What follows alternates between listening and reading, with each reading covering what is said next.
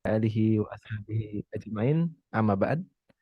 Sahabat Muslim, pendengar Radio Muslim dimanapun Anda berada, Alhamdulillah pada pagi hari yang berbahagia ini kita bisa berjumpa kembali di Radio Muslim Yogyakarta 1467 AM, memurikan akidah, menebarkan sunnah. Alhamdulillah pada hari Sabtu pagi yang berbahagia ini seperti biasa akan kami putarkan kajian bersama Al-Ustaz Abu Salma Muhammad Hafizahullah Ta'ala di program Khazanah Islam yang insya Allah pada hari Sabtu yang berbahagia ini akan kita siarkan kajian bersama beliau yang akan membahas kajian serial parenting mendidik anak dengan bertanya jawab yang kita akan membahas pertanyaan ke-101 mengajarkan anak Alhamdulillah. Sahabat Muslim, pendengar Radio Muslim dimanapun Anda berada, pada kesempatan kajian kali ini kami juga menyediakan sesi tanya jawab. Jadi bagi sahabat Muslim, pendengar Radio Muslim dimanapun Anda berada yang ingin bertanya ataupun berkonsultasi seputar parenting, bisa mengirimkan pertanyaannya ke nomor kami di nomor 0823 27275333. Insya Allah nanti pertanyaan dari sahabat Muslim sekalian akan kami sampaikan kepada Ustadz Abu Salma dan kami tanyakan pada sesi tanya jawab di akhir kajian nanti. Nah, enam sahabat Muslim pada pagi hari ini Alhamdulillah kita sudah terhubung langsung dengan Al Ustadz Abu Salma Muhammad Hafizahullah Ta'ala. Sebelum kita mulai kajian kita pada pagi hari ini, kita sapa terlebih dahulu beliau. Assalamualaikum Ustadz. Ya, Waalaikumsalam warahmatullahi wabarakatuh. Bagaimana kabar antum hari ini Ustadz? Alhamdulillah baik, sehat walafiat. Semoga antum dan tim dan keluarga sehat semua ya. Nah, Ustadz, amin. Barakallahu fikum. Dan tak lupa kami ucapkan jazakallahu khairan untuk Ustadz Abu Salma Muhammad yang sudah meluangkan waktunya untuk mengisi di Radio Muslim Yogyakarta. Dan Alhamdulillah sahabat Muslim, kita sudah terhubung langsung dengan Ustadz Abu Salma Muhammad Hafizahullah Ta'ala. Mari kita mempersiapkan diri kita masing-masing untuk menyimak dan mencatat faidah yang akan beliau sampaikan pada kesempatan pagi hari ini. Kami segenap kru yang bertugas mengucapkan selamat mendengarkan dan kepada Ustadz Abu Salma kami persilahkan. Nah, syukran wa jazakallah khair. Bismillah. Innal hamdalillah nahmaduhu wa nasta'inuhu wa nastaghfiruh wa natubu ilaih wa na'udzu billahi min syururi anfusina wa min sayyiati a'malina. May yahdihillahu fahuwal muhtad wa may yudlil falan tajida lahu waliyyan mursyida. Asyhadu an la ilaha illallah wahdahu la syarika lah wa asyhadu anna Muhammadan abduhu wa rasuluhu la nabiyya ba'dahu amma ba'du. Fa inna asdaqal kalami kalamullah wa khairal hadi hadi Muhammadin sallallahu alaihi wa ala alihi wasallam wa syarrul umuri muhdatsatuha wa kullu muhdatsatin bid'ah wa kullu bid'atin dhalalah wa kullu dhalalatin finnar amma ba'du. Para pendengar Radio Muslim Jogja dimanapun antum berada, Assalamualaikum warahmatullahi wabarakatuh. Alhamdulillah kita bersyukur kepada Allah Azza wa Jalla. Di pagi hari ini Allah masih mengizinkan kita dan memperkenankan kita melanjutkan kembali kajian kita membahas risalah atau kutayyib yang berjudul As'ilatu wa Ajwibatu Lissighari ma la yastaghni anhul kibaru. Ya, tanya jawab bagi anak-anak yang juga dibutuhkan oleh orang dewasa. Buah karya dari Fadilatul Syekh Salim bin Sa'ad At-Tawil hafizahullahu al-maula. Dan di pagi hari ini kita akan melanjutkan yaitu pertanyaan yang ke-101 dan 102. Dan ini pertemuan kita yang ke-48 dari pembahasan ya risalah atau kutayib ini. Di pertanyaan 101 kita akan belajar tentang ya kalimat alhamdulillah dan kapan saja kita mengucapkannya. Ini penting untuk kita ajarkan sebagai bagian dari adab kita kepada Allah Azza wa Jalla. Kemudian di pertanyaan yang ke-102 kita akan mengajarkan kepada anak kita tentang adab di dalam bersin. Ya, adab ketika bersin. Karena erat kaitannya dengan mengucapkan alhamdulillah. Nah, jamaah sekalian yang dimuliakan Allah Subhanahu wa taala, kita tahu ya bahwasanya kalimat alhamdulillah ya, ini adalah kalimat yang istimewa. Merupakan salah satu dari ungkapan syukur seorang hamba kepada Allah Subhanahu wa taala. Ya, kalimat alhamdulillah. Nah, ini seringkali disebut dengan tahmid. Ya, itu dari kata hamada yuhammidu, tahmidan. Artinya adalah uh, mengucapkan syukur, ya. Nah, jika kita perhatikan kata alhamdulillah ini menunjukkan bahwasannya alhamdu ya yang artinya adalah pujian, sanjungan yang paling tinggi karena di dalam bahasa Arab ya pujian atau as-sana itu umumnya ada dua jenis ya. Ini secara umum ya. Ada dua jenis yaitu alhamdu dan yang kedua al-madhu. Al-madhu. Apa bedanya? Ternyata dua kata ini berbeda secara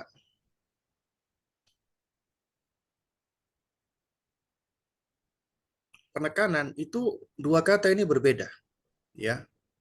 Jadi dari sisi maknanya itu berbeda. Makanya ketika kita memuji Allah ya, pujian kepada Allah itu tidak dikatakan al-madhu tapi alhamdu ya. Karena bedanya kata alhamdu itu adalah bentuk ekspresi dari syukur, ungkapan dari apresiasi yang berangkat dari hubban wa ta'ziman, cinta dan pengagungan. Jadi ekspresi syukur atau terima kasih dari kata alhamdu itu berangkatnya dari pengagungan, dari kecintaan.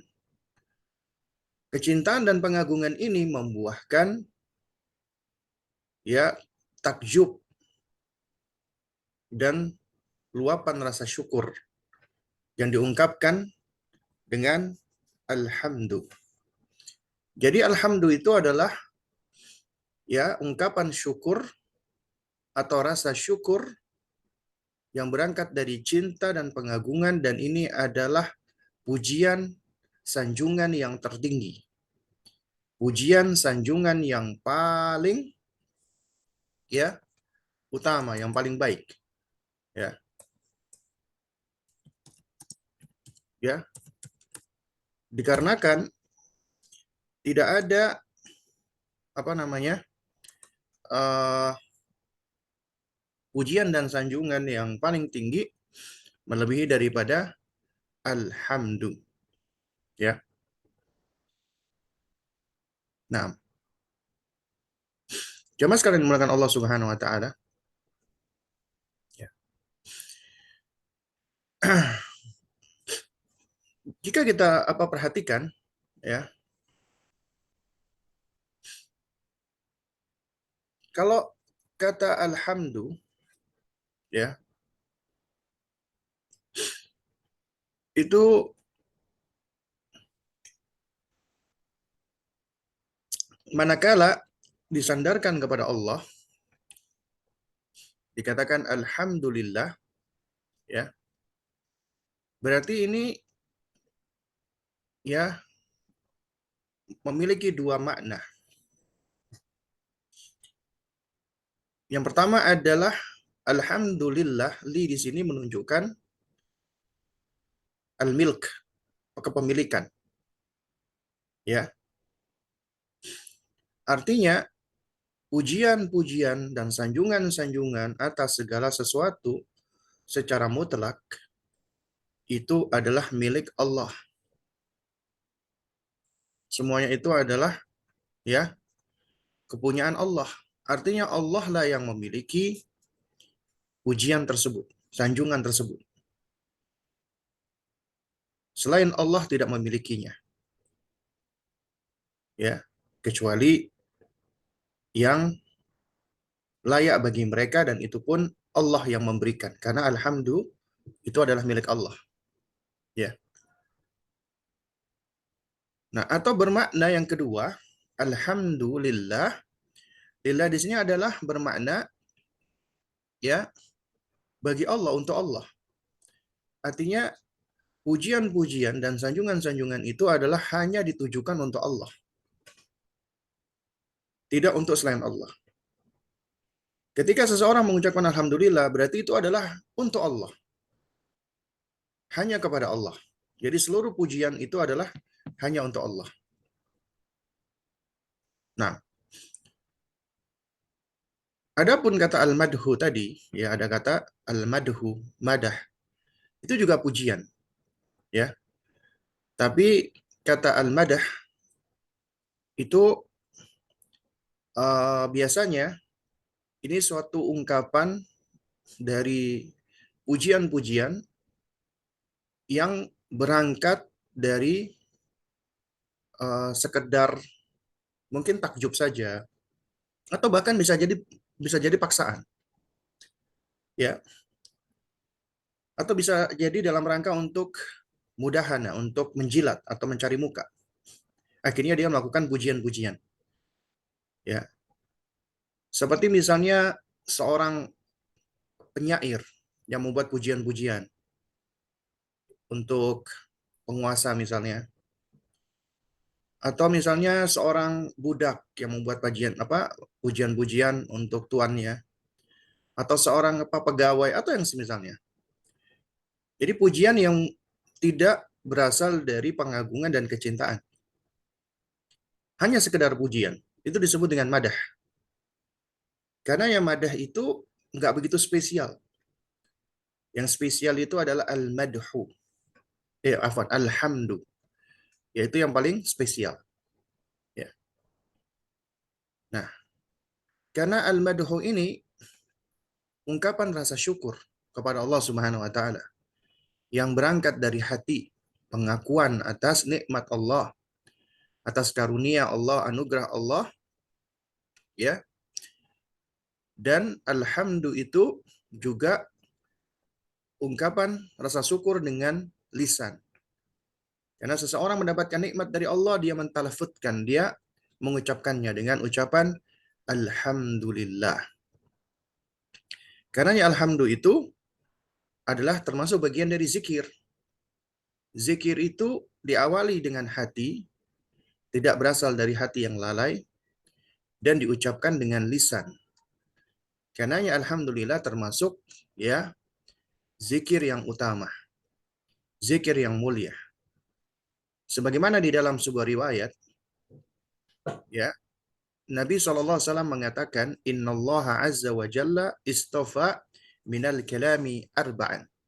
Sesungguhnya Allah Subhanahu wa taala telah memilih dari al-kalam atau ucapan, perkataan itu ada 4. Artinya ada 4 ucapan, 4 perkataan yang istimewa. Kenapa? Karena Allah yang memilih. Apabila Allah memilih, itu pasti istimewa. Istofa artinya Allah pilih. Allah tentukan dengan pengetahuan Allah, ilmu Allah, dengan kehendak Allah. Yaitu ada 4 ucapan. Yaitu subhanallah, walhamdulillah, wa la ilaha illallah, wallahu akbar.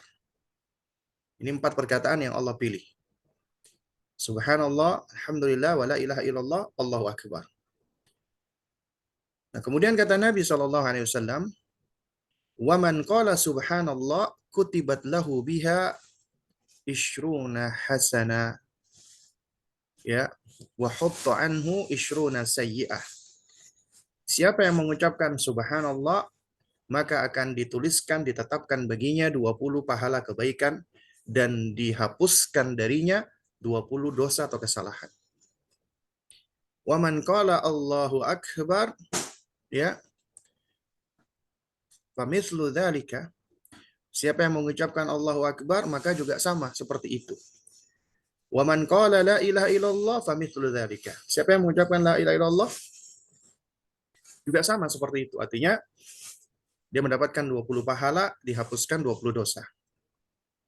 Tapi wa man qala alhamdulillahi rabbil alamin, ya, min kibali nafsihi kutibat lahu biha 30 hasana wa hutta anhu biha 30 sayyi'ah.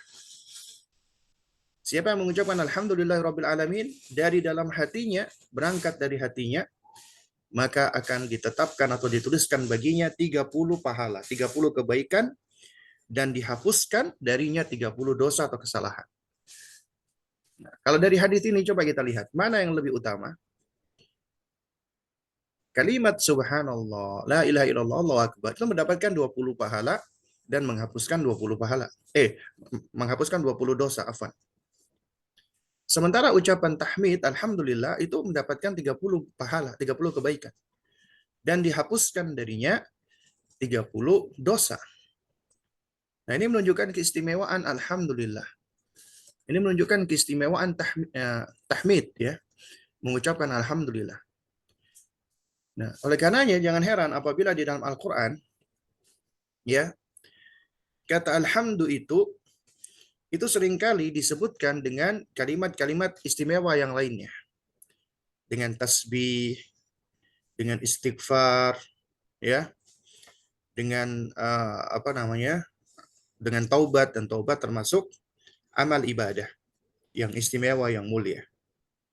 Ya. Nah, jadi ini menunjukkan apa? Menunjukkan bahwasanya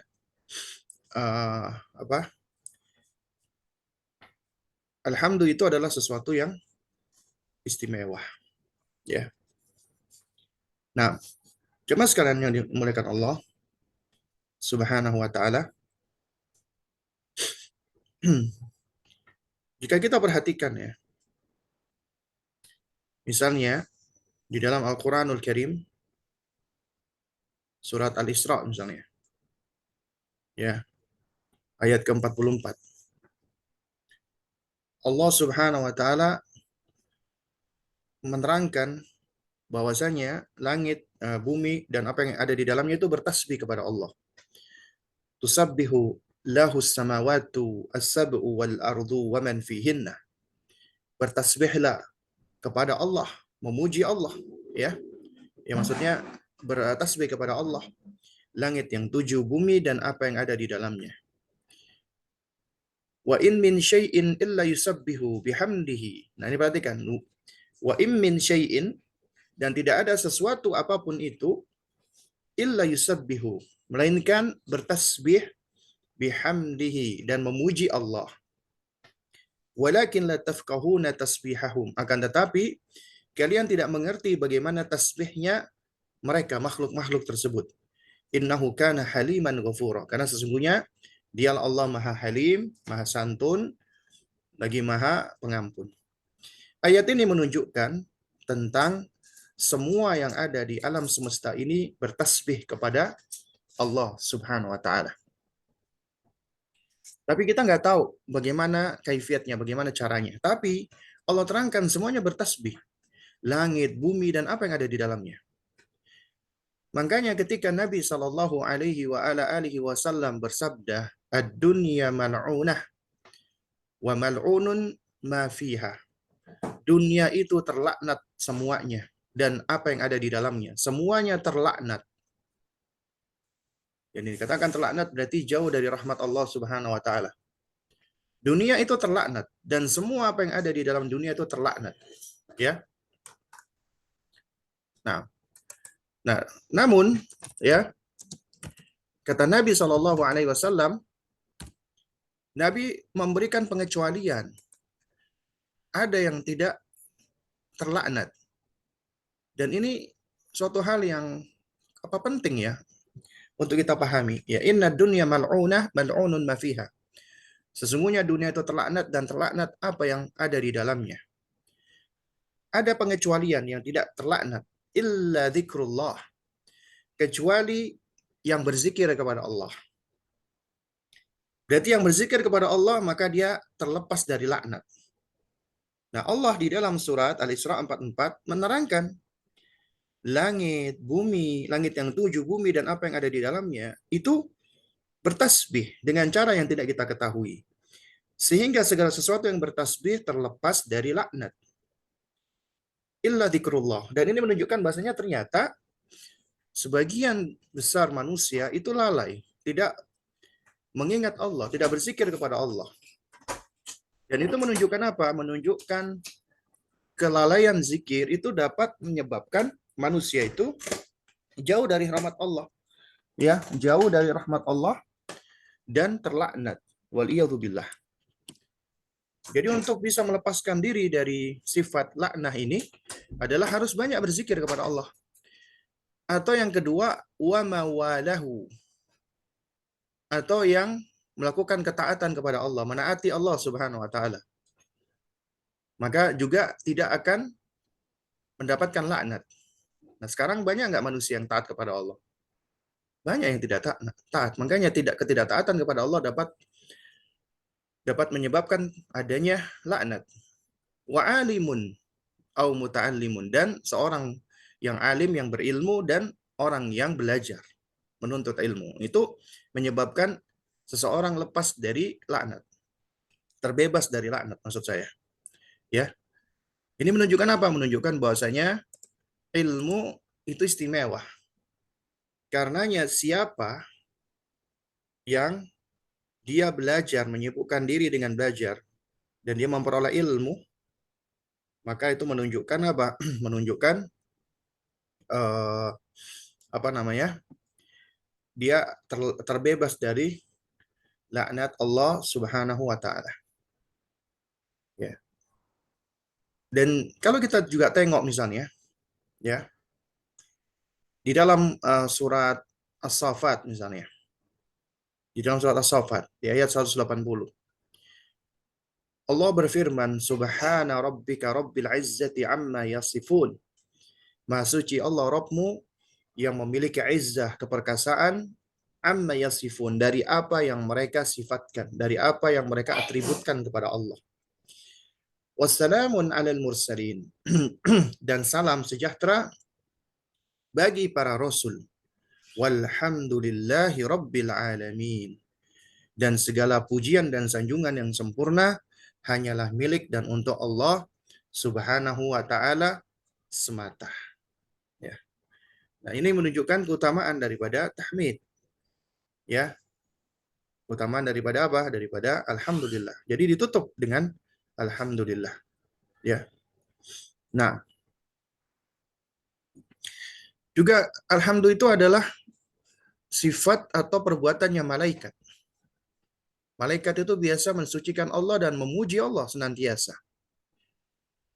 Ini sebagaimana Allah sebutkan ketika Allah menerangkan akan menciptakan makhluk yang akan Allah jadikan sebagai pemakmur di muka bumi ini, sebagai khalifatu fil ard, di dalam surat Al-Baqarah ya, ayat ke-30, wa idh qala rabbuka lil malaikati inni ja'ilun fil ardi khalifah.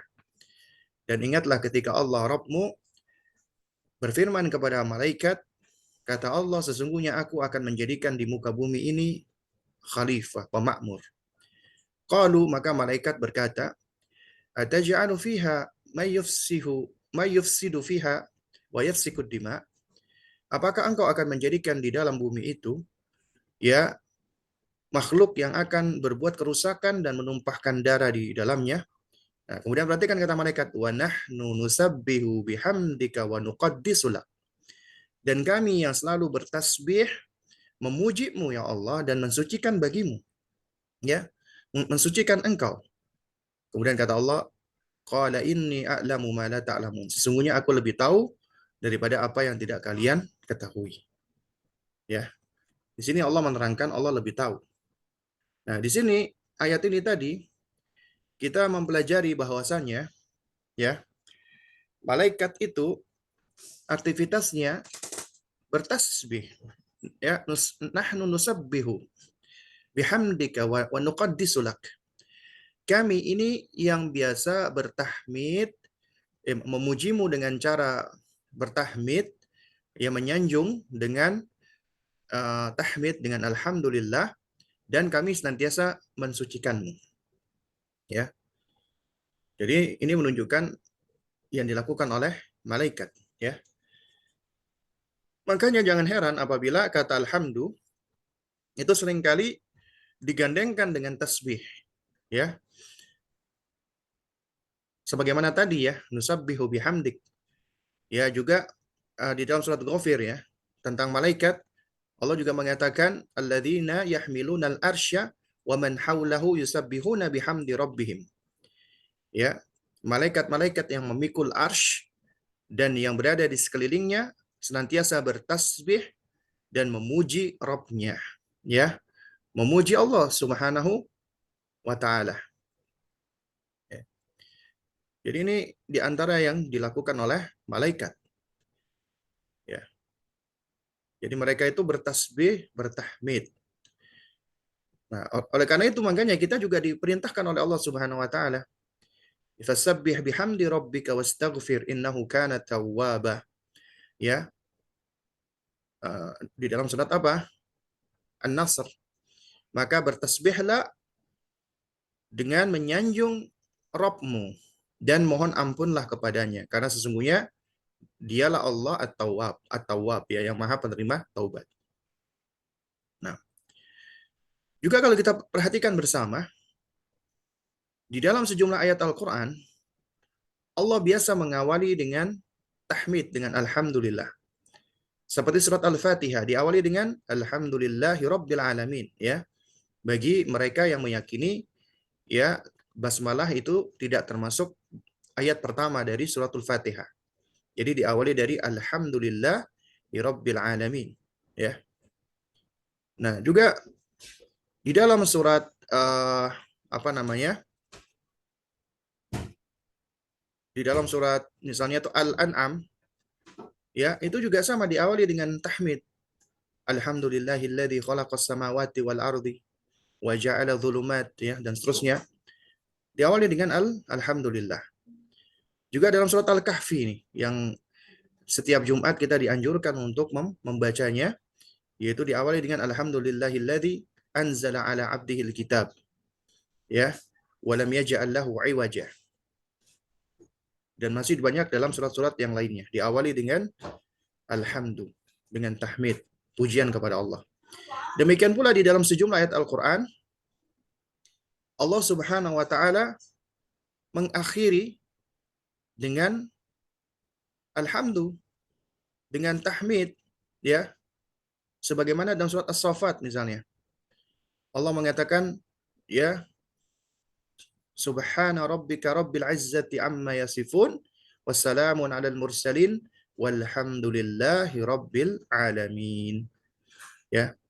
Jadi itu adalah ayat yang terakhir. Juga di dalam surat Az-Zumar misalnya.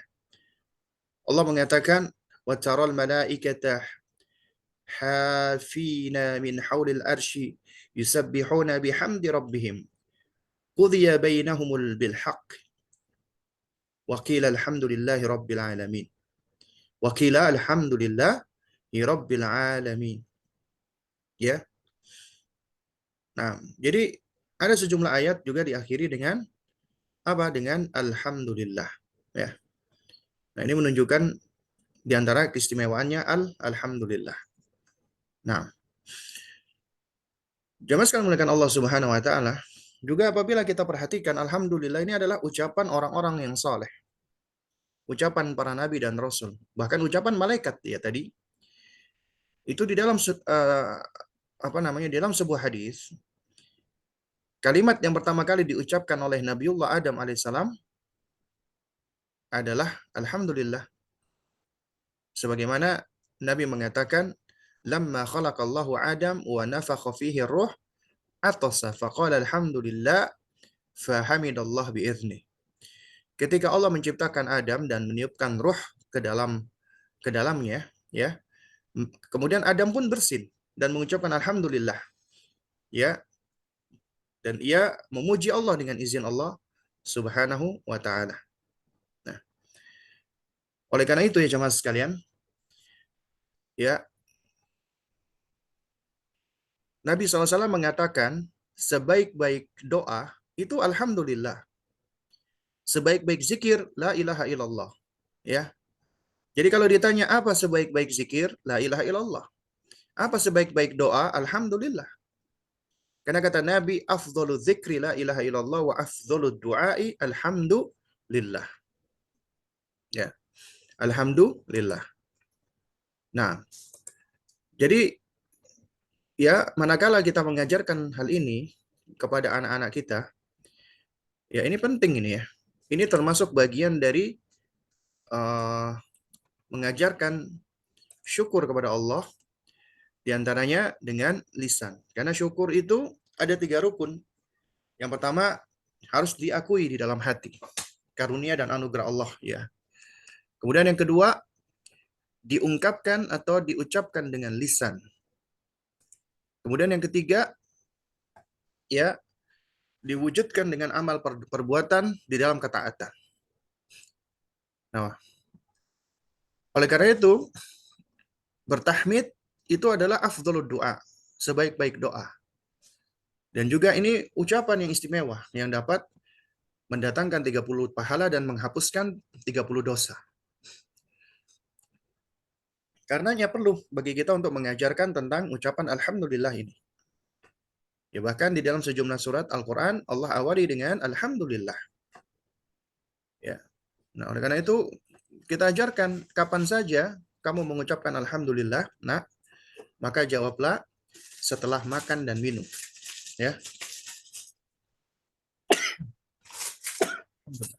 Ya. Jadi setelah makan dan minum, nah, itu dianjurkan bagi kita mengucapkan alhamdulillah sebagai bentuk rasa syukur dan pujian kepada Allah Subhanahu wa taala, ya. Nah, jadi ketika seorang akan makan, ini udah kita bahas ya. Adabnya adalah mengucapkan basmalah. Ya, mengucapkan bismillah. Ya.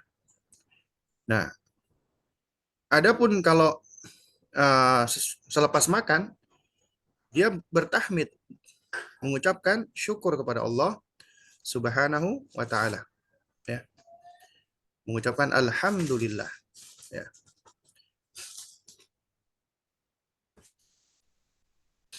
Nah, jadi ketika selesai makan dan setelah selesai minum, ya. Lalu kemudian yang kedua, setelah bersin. Ya, nanti ini akan kita bahas lebih detail lagi, ya. Setelah bersin.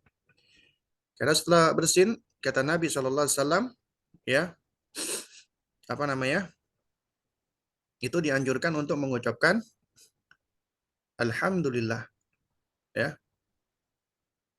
Mengucapkan apa? Mengucapkan alhamdulillah. Karena ternyata bersin itu adalah termasuk nikmat dari Allah Subhanahu wa taala, ya.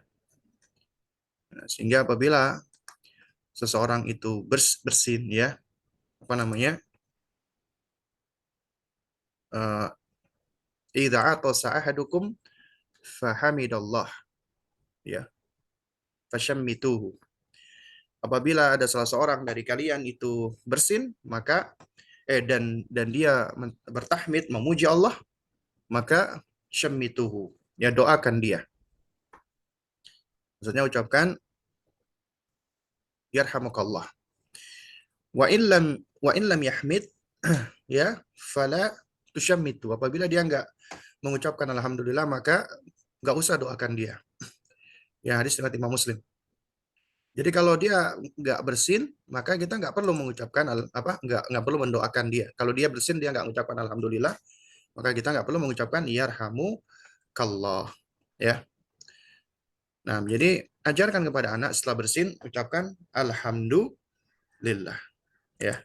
Misalnya anak kita bersin, hacing ya, maka ajarkan dia untuk mengucapkan alhamdulillah.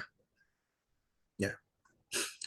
Nah, baik. Jemaah sekalian dimuliakan Allah Subhanahu wa taala, ya.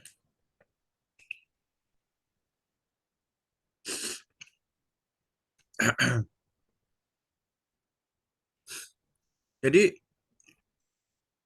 jika anak-anak kecil itu ya mereka bersin, kemudian anak ini belum bisa bicara, maka boleh orang tuanya mengucapkan alhamdulillah sebagai bentuk ta'diban, sebagai bentuk pengajaran ya dan talqinan dan untuk mentalkin dia.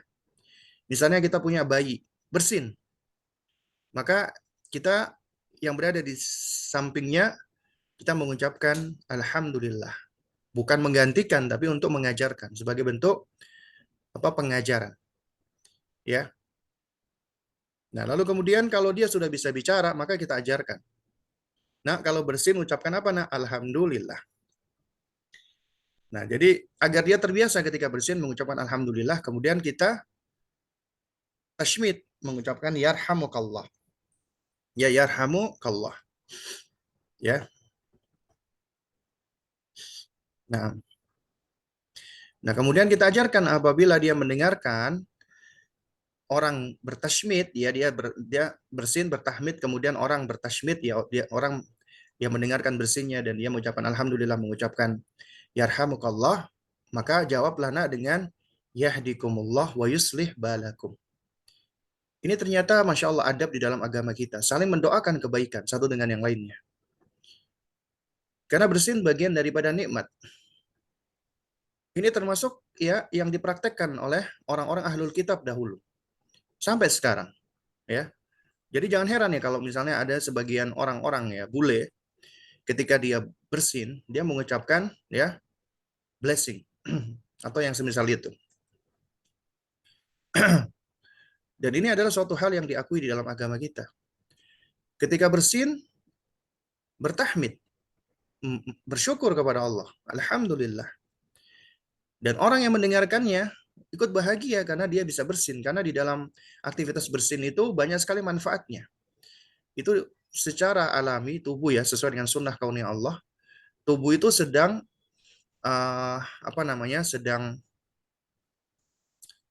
menetralisir ya, ketika ada sesuatu yang masuk dia.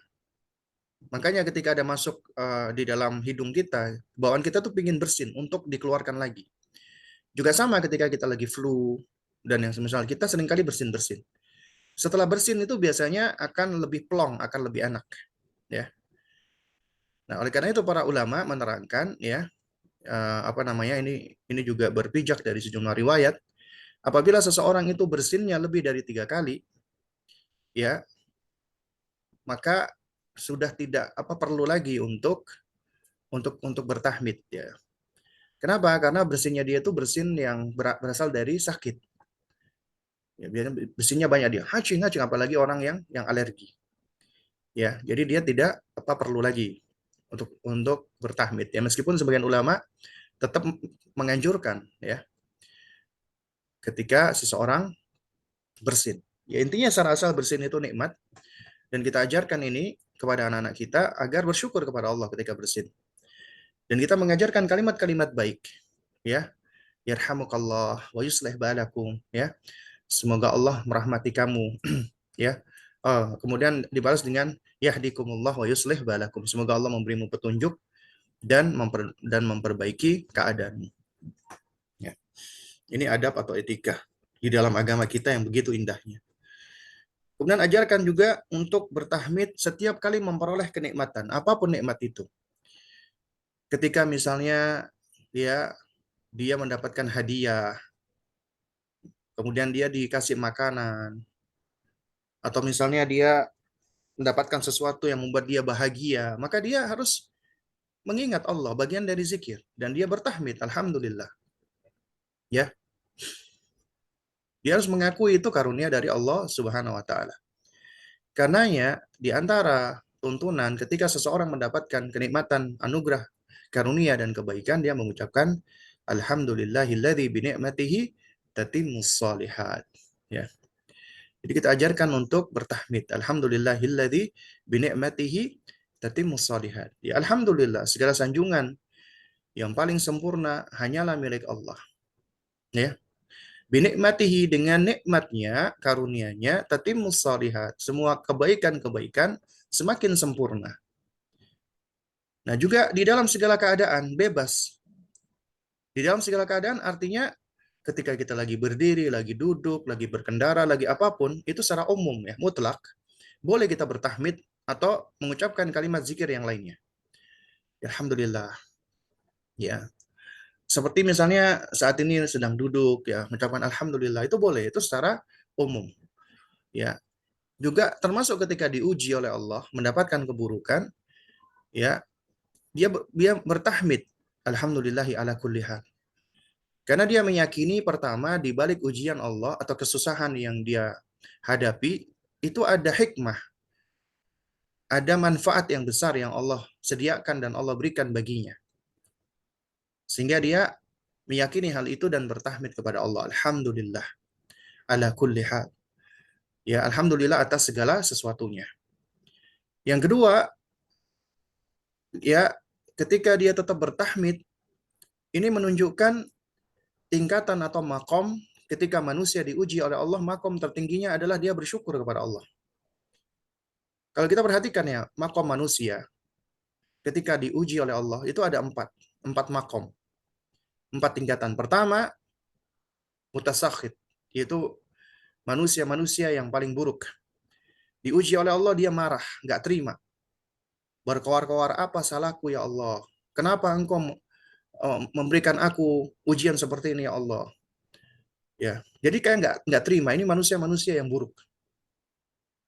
Ujian yang Allah berikan itu menjadi azab baginya. Yang kedua, manusia-manusia yang sabar. Dan ini wajib baginya.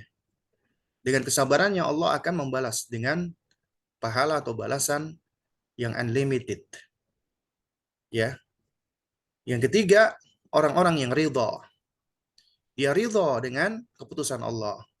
Rela dengan apa yang Allah putuskan untuknya. Ini udah di atas tingkatan sabar. Yang keempat, syukur. Karena ketika dia diuji oleh Allah, dia menganggap ini adalah keputusan Allah. Keputusan Allah adalah yang paling baik untukku. Dia tetap bersyukur kepada Allah. Alhamdulillah ya ala kulli hal. Makanya ketika kita mengajarkan anak kita untuk senantiasa bertahmid meskipun kondisi susah, kita mengajarkan mereka untuk menjadi hamba-hamba yang selalu bersyukur kepada Allah. Dan sementara kita tahu wa qalilum min ibadiyah ya syakur. Kata Allah, alangkah sedikitnya hamba-hambaku yang mau bersyukur. Nah, jadi uh, bertahmid itu ada yang sifatnya mutlak, ada yang sifatnya muqayyad. Ada yang sifatnya itu diajarkan oleh Nabi secara khusus dan ada yang sifatnya bebas. Anytime, kapan saja. Ya. Nah, juga di antara yang diterangkan oleh para ulama, ya seperti misalnya di dalam Al-Adhkar yang Imam Nawawi, itu beliau menganjurkan untuk mengawali tahmid, ya,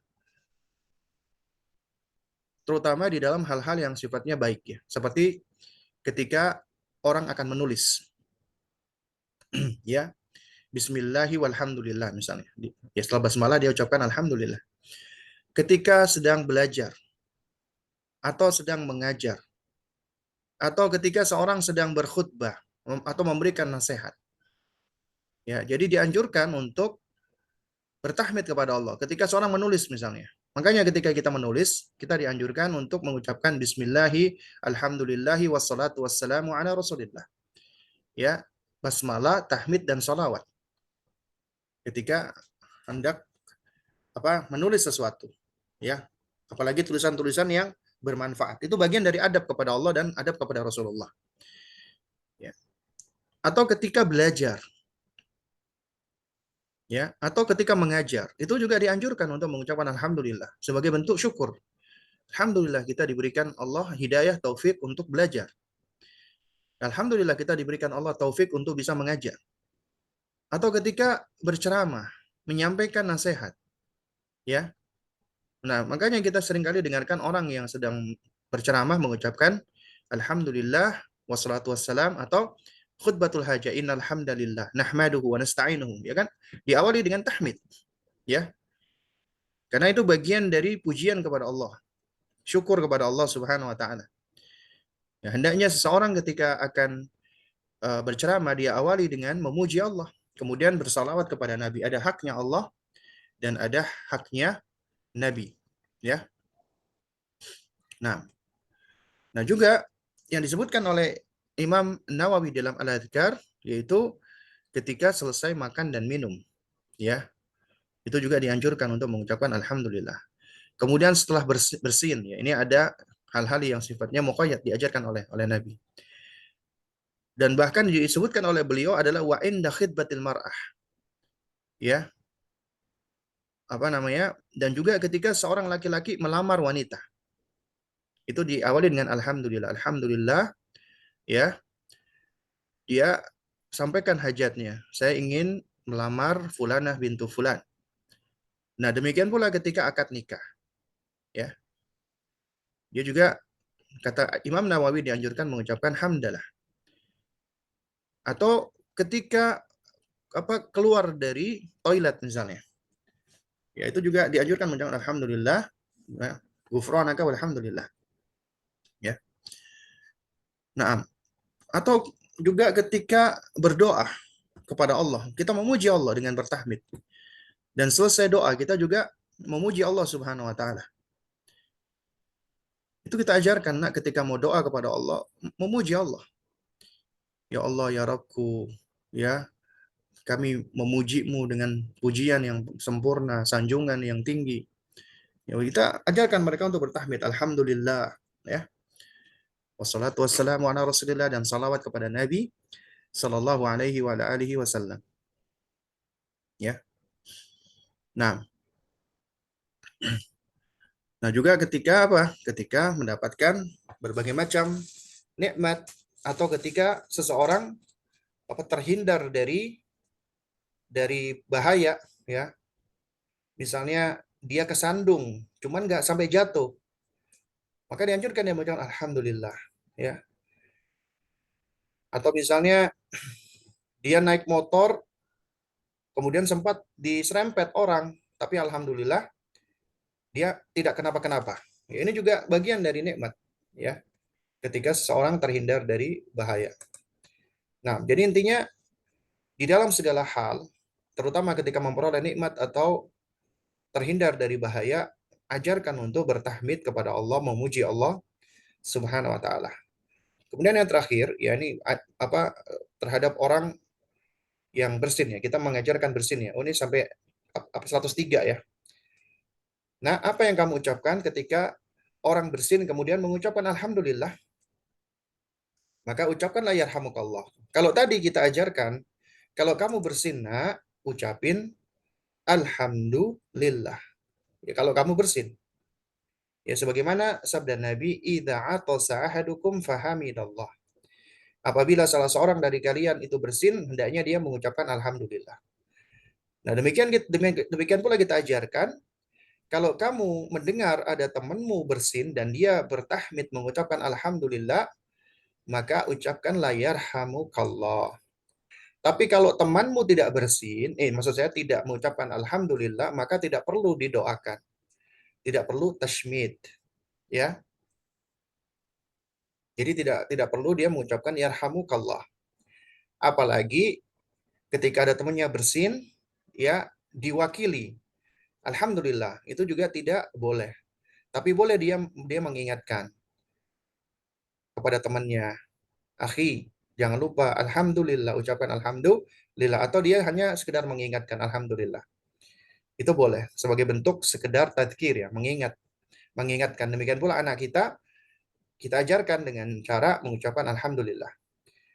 Kemudian ucapkanlah yarhamukallah, Ya, bagi orang yang didoakan, ya, maksud saya bagi orang yang mendengarkan orang bersin dan mengucapkan alhamdulillah, maka ucapkanlah yarhamukallah. Semoga Allah merahmati kamu. Nah, kemudian yang terakhir, apa yang kamu ucapkan terhadap orang yang mendoakanmu dengan yarhamukallah setelah kamu bersin? Nah, maka ucapkan yahdikumullahu wa yuslih balakum. Ucapkanlah semoga Allah memberimu hidayah dan memperbaiki segala keadaan atau segala urusanmu. Ya, jadi ketika ada orang ketika kita bersin kemudian kita bertahmid, kemudian ada orang atau teman yang mengucapkan yarhamukallah, maka kita ucapkan yahdikumullah wa yuslih balakum. Semoga Allah memberikanmu hidayah dan Allah memperbaiki urusanmu. Ya. Nah, jadi inilah adab ya terhadap sesama muslim ya, Masya Allah. Sehingga bisa saling mendoakan satu dengan yang lainnya. Karena itulah di antara yang dapat menguatkan ukhuwah imaniyah Islamiyah adalah dengan di antaranya saling mendoakan, ya. Dan ini di antara bukti cinta. Ketika Anda wahai orang tua mencintai anak Anda, di antara buktinya ya tentunya setelah nasihat, doakan anak. Cari waktu-waktu mustajabah dan sampaikan ketika memberikan atau mengucapkan dengan doa. Nak, hafizakallah, barakallah, jazakallah khairan, ya, hadakallah, atau yang semisalnya. Iringi selalu dengan kalimat-kalimat doa. Jangan meremehkan ya doa. Apalagi doa orang tua, itu mustajabah. Dan hindarkan mendoakan anak dengan doa-doa yang buruk ataupun yang jelek. Itu berbahaya. Jadi cari waktu-waktu mustajabah. Nah juga terhadap orang tua kita, di antara bakti kita kepada mereka, ketika mereka masih hidup atau meninggal dunia, doakan mereka. Rabbil firli wali walidayya warhamhuma kama rabbayani saghir. Ya Allah, ampunilah aku dan ampunilah kedua orang tuaku. Kasihilah mereka sebagaimana mereka mendidik aku sewaktu aku masih kecil. Ya Allah, sayangilah mereka, ya. Karuniakanlah kebaikan-kebaikan untuk mereka. Doakan orang tua kita, itu bukti cinta. Atau cinta kita kepada pasangan kita. Juga doakan, ya, berdoa kepada Allah di waktu-waktu mustajabah. Di antara doa-doa yang utama adalah doa, ya, inda dhahri ghaibi. Ketika tidak berada di sisinya. Ya, kita berdoa kepada Allah manakala dia tidak bersama dengan kita. Misalnya saat kita sholat tahajud, pasangan kita mungkin sedang masih tidur atau sedang di kamar atau di tempat lain, kita berdoa meminta kepada Allah agar Allah ya memberikan segala kebaikannya untuk dia, orang yang kita doakan itu. Itu di dalam sejumlah riwayat itu akan diaminkan oleh malaikat. Malaikat mengatakan walakum bimithlin, dan juga untuk dirimu. Artinya ketika kita berdoa untuk orang yang kita cintai, ketika tidak bersama dengan dia, itu akan diaminkan malaikat. Allahu Akbar. Misalnya kita berdoa, ya Allah, karuniakanlah kesehatan untuknya, ya Allah. Maka malaikat mengaminkan walakum bimithlin. Juga demikian untukmu. Artinya kebaikan itu ada juga untuk kita. Ketika kita mendoakan kebaikan, kebaikan itu juga akan kembali kepada kita. Ya Allah, berikanlah ilmu yang bermanfaat untuk dirinya, istiqomahkan dia. Kita juga akan diaminkan. Amin walakum bimithlin. Amin juga demikian pula untukmu. Di dalam riwayat yang lain dikatakan waziyadah, dan juga tambah. Kita udah berdoa untuk kebaikan sahabat kita mendapatkan kebaikan pertama itu doa, itu ibadah. Allah mencintai hamba-hamba yang berdoa, meminta bermunajat kepadanya. Yang kedua, ketika kita berdoa untuk orang lain, maka akan diaminkan oleh malaikat. Ya, ini menunjukkan betapa indahnya agama kita ini. Ya, yang namanya persaudaraan itu diantaranya diikat, ya, diantaranya dengan cara saling mendoakan satu dengan yang lainnya, mendoakan kebaikan. Karenanya jangan meremehkan nih. Mulai dari sapaan itu mengandung doa. Assalamualaikum warahmatullah. Itu mengandung doa. Waalaikumsalam warahmatullahi wabarakatuh. Kaif halak? Kaif halukum? Bagaimana kabarmu? Alhamdulillah baik ya. Asakum fi khairin. Semoga antum juga baik ya. Semoga antum juga berada di dalam perlindungan Allah. Jazakallah khairan. Semoga Allah membalasmu dengan apa kebaikan. Barakallahu fiik. Semoga Allah memberkahimu. Dan kalimat-kalimat yang lainnya. Itu kalimat-kalimat doa yang seringkali mungkin kita anggap biasa remeh. Tapi ternyata Masya Allah, impact-nya, pengaruhnya sangat besar. Bisa jadi seseorang, ya, saking seringnya dia didoakan oleh orang lain, ya, ketemu temannya, barakallahu fiik, barakallahu fiik, barakallahu fiik, akhirnya dia menjadi manusia yang penuh dengan keberkahan. Diberkahi usianya, diberkahi hartanya, diberkahi keluarganya. Akhirnya mendapatkan keberkahan.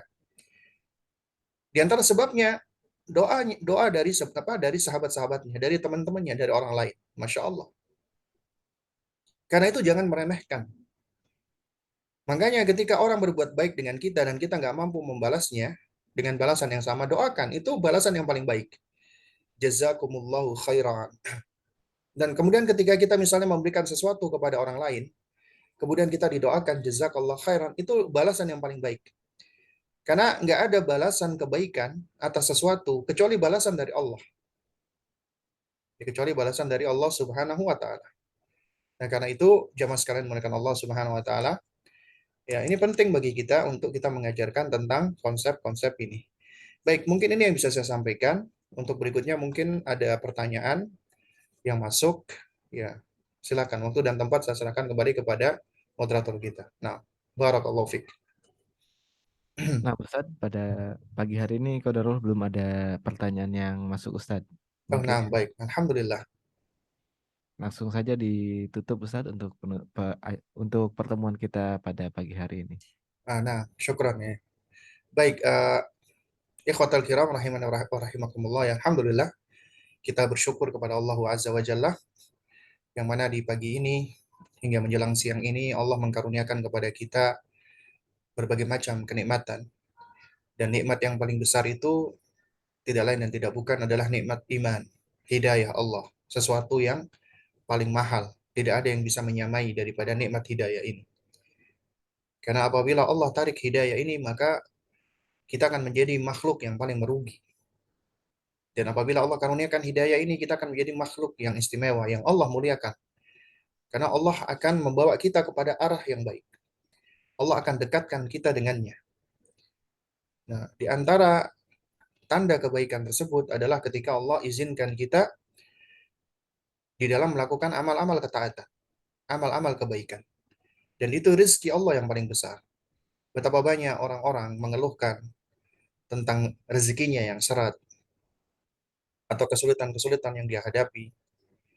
Lalu kemudian dia berdoa kepada Allah, dia berzikir, dia sholat, ibadah. Nah, itu sejatinya ketika dia melakukan itu semua, itu rezeki yang lebih besar daripada keinginan dia dalam hal duniawi. Karena dunia itu rendah hina. Tapi manakala dia bermunajat kepada Allah, sholat, dan seterusnya, itu adalah rezeki yang besar yang Allah berikan kepada hamba. Yang seringkali mungkin kita abai lupa. Karenanya, ya jemaah sekalian menggunakan Allah Subhanahu wa taala, ya, kita harus terus mengingat tentang betapa banyak nikmat dan karunia yang Allah berikan agar kita selalu menjadi hamba-hamba Allah yang bersyukur. Di antara yang harus kita syukuri pula adalah nikmat ilmu. Dan kita memohon kepada Allah agar Allah memberikan kita ilmu yang bermanfaat. Karena di antara tanda kebaikan yang Allah berikan bagi seorang hamba, manakala Allah jadikan dia semangat untuk tafaqquh fiddin. Man yuridillahu bihi khairan yufaqihu fiddin. Apabila Allah kehendaki dia ya dengan kebaikan, Allah akan jadikan dia faham tentang agamanya. Berarti mafhum mukhalafahnya, apabila Allah tidak menginginkan kebaikan bagi seseorang, Allah akan palingkan dia dari ilmu. Allah jadikan dia enggan, malas belajar, tidak mau mendalami ilmu, nggak mau mendalami agama. Itu di antara tanda ya apa keburukan. Nah, karenanya ketika kita terus belajar, ini tanda kebaikan. Dan kita minta agar Allah mengistiqomahkan kita di atasnya. Dan mudah-mudahan yang disampaikan ini dapat memberikan manfaat untuk kita semua. Dan kita memohon kepada Allah agar Allah mengkaruniakan kepada kita ya imanan shadiqan, iman yang benar, dan ilmu yang bermanfaat, amalan yang mutakabbalah, rizki yang thayyib, anak-anak yang saleh dan salihah, dan kita dikumpulkan oleh Allah Subhanahu wa taala di jannahnya kelak. Subhanakallahumma wa bihamdik asyhadu an la ilaha illa anta astaghfiruka wa atubu ilaik. Assalamualaikum warahmatullahi wabarakatuh. Waalaikumsalam warahmatullahi wabarakatuh. Kami ucapkan jazakallahu khairan kepada Ustadz Abu Salma Muhammad hafizahullahu taala yang sudah mengisi pada kesempatan pagi hari ini. Semoga apa yang beliau sampaikan bisa menjadi ilmu yang bermanfaat bagi kita semua, khususnya bagi sahabat muslim, pendengar radio muslim dimanapun Anda berada.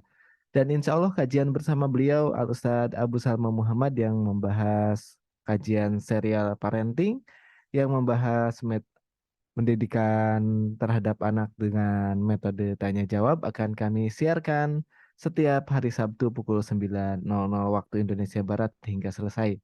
Dan demikian sahabat muslim kajian kita pada kesempatan pagi hari ini. Semoga bermanfaat dan insya Allah kita akan berjumpa kembali di program kita selanjutnya. Tetaplah bersama kami di Radio Muslim Yogyakarta 1467 AM memurikan akidah menebarkan sunnah.